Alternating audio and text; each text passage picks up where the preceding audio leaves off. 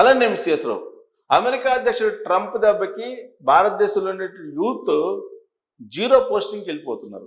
ఏంటి zero posting అని అంటే, సోషల్ మీడియాలో ఎవ్వరు ఒక పోస్ట్ పెట్టడం కానీ, లైక్ చేయడం కానీ, రీపోస్ట్ చేయడం కానీ, కామెంట్స్ పెట్టడం కానీ ఏమీ చేయట్లేదట. చాలామంది దూరం అవుతున్నారనేది తాజాగా వస్తున్నటువంటి న్యూస్.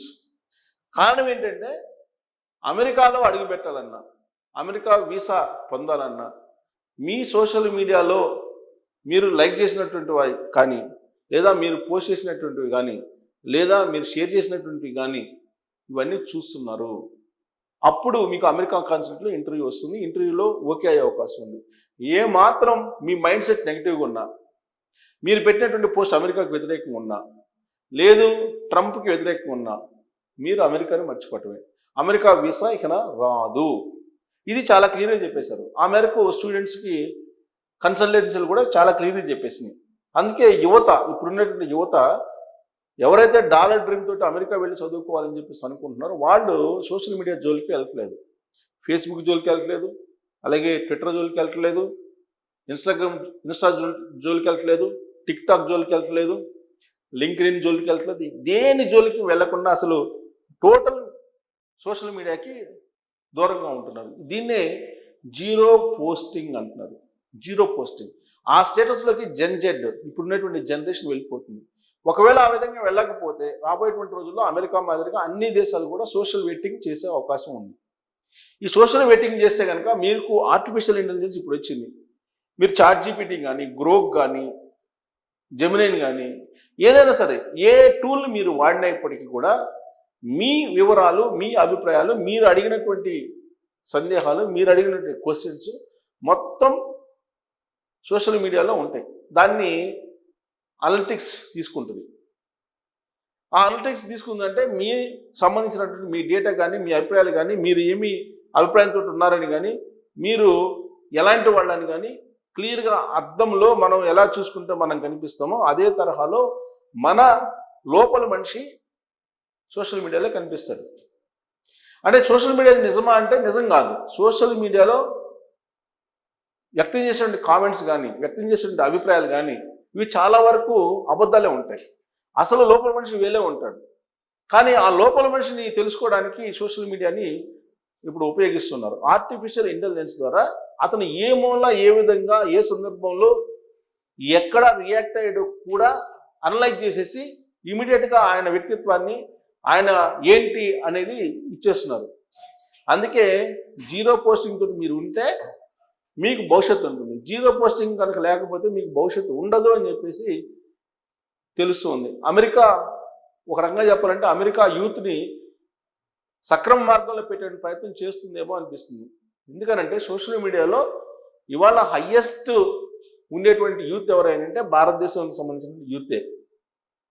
భారతదేశానికి భవిష్యత్తు, భారతదేశం యొక్క బలము యువత.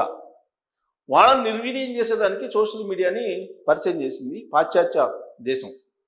ఈ పాశ్చాత్య దేశం ఏం చేస్తుంది? ఇప్పుడు యువతని నిర్వీర్యం చేసేదానికి రకరకాల అట్రాక్షన్ తోటి వచ్చేస్తుంది.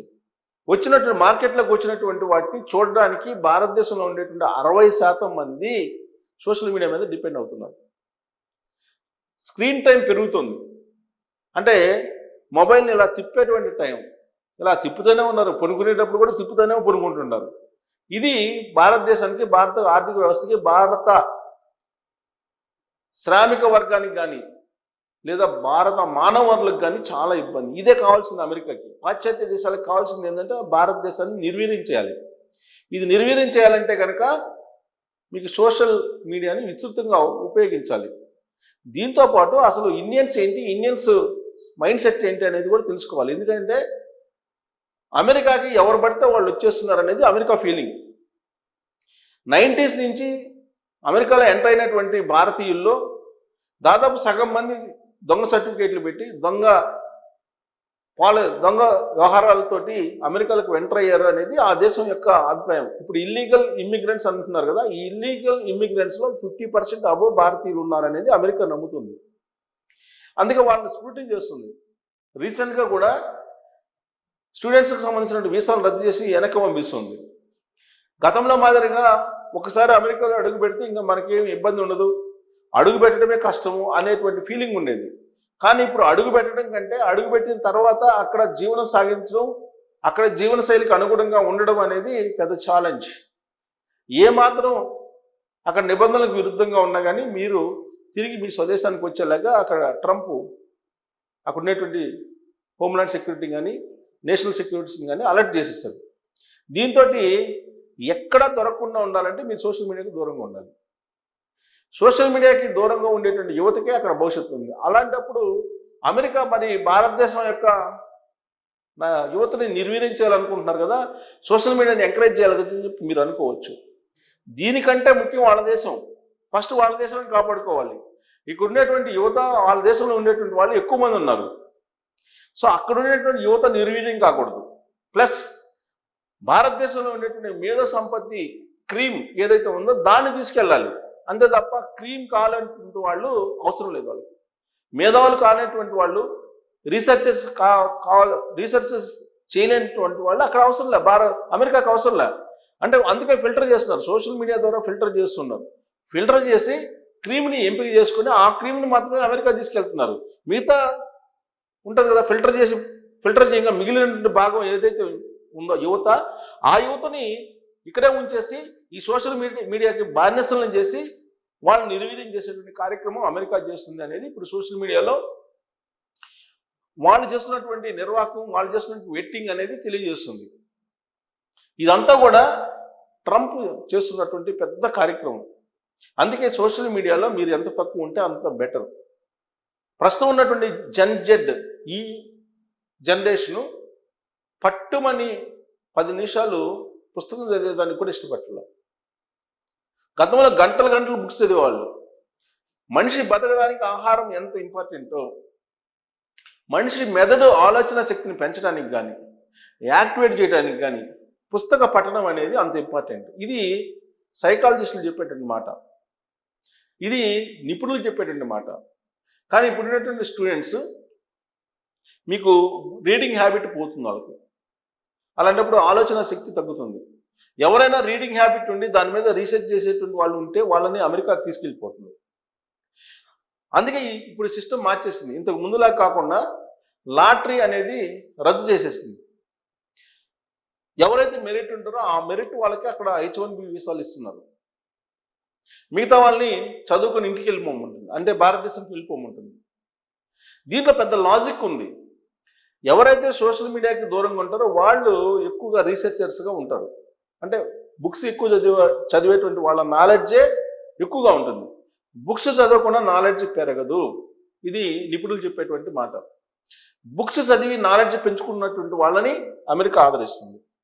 మిగతా వాళ్ళని ఇక్కడ సోషల్ మీడియాకి మాన్సలు చేస్తుంది. అందుకే టిక్ టాక్ లాంటివి ఇక్కడ డంప్ చేస్తుంది.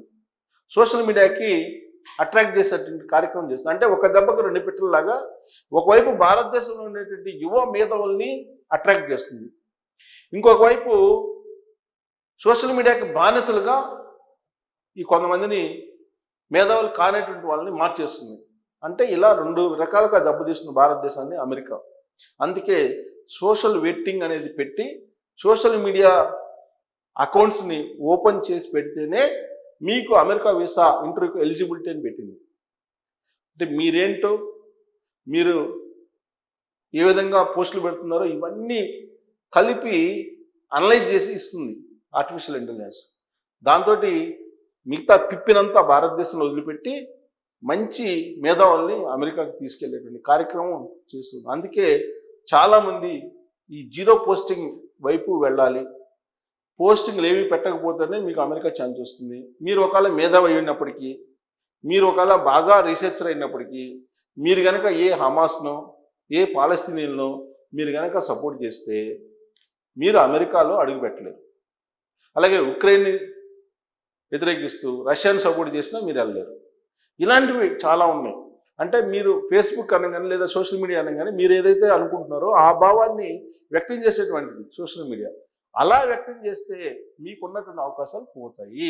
అందుకే జీరో పోస్టింగ్ వైపు మళ్ళడానికి యువత ఇప్పుడు ప్రజెంట్ మొగ్గు చూపుతుంది. ఇప్పుడు ఒకవేళ మీరు జీరో పోస్టింగ్ వైపు మొగ్గు చూపినా మీ ప్రీవియస్ చేసినటువంటి పోస్టింగ్స్ ఏదైతే ఉంటాయో అవన్నీ క్యాలిక్యులేట్ అవుతాయి. అంతేకాదు మీ అకౌంట్ని బేస్ చేసుకొని మీ ఫ్రెండ్ లిస్టు, మీ పేరెంట్స్ ఎవరు, తర్వాత మీ గర్ల్ ఫ్రెండ్ ఎవరు, మీతో ఉన్న సంబంధాలు ఏంటి, ఈ మొత్తం తీసుకుంటుంది డేటా. తీసుకొని మీ పేరెంట్స్ ఇప్పుడు పొలిటికల్గా అనేక మంది వ్యక్తిత్వ హనం ఇవన్నీ చేస్తూ ఉంటారు. వాళ్ళు కనుక వల్గర్ లాంగ్వేజ్ ఉపయోగించేటువంటి వాళ్ళు కానీ, లేదా వాళ్ళు అన్డిసిప్లైన్ కానీ ఉంటే కనుక ఫ్యామిలీలో ఎవరున్నా, ఫ్రెండ్స్లో ఎవరున్నా, మీ ఎఫ్బీలో ఫ్రెండ్స్ ఎవరున్నా కానీ అలాంటి వాళ్ళు, వాళ్ళ ఎఫెక్ట్ కూడా మీ మీద పడే అవకాశం ఉంది. అందుకే ఇప్పుడున్నటువంటి యువత జీరో పోస్టింగ్ కాన్సెప్ట్ తోటి వెళ్తూ ఉంది. మరి ఈ జీరో పోస్టింగ్ కాన్సెప్ట్ వాళ్ళ కన్నటువంటి కళల్ని నిజం చేస్తుందా అనే దాని మీద మీరు కామెంట్ చేయొచ్చు. Thank you.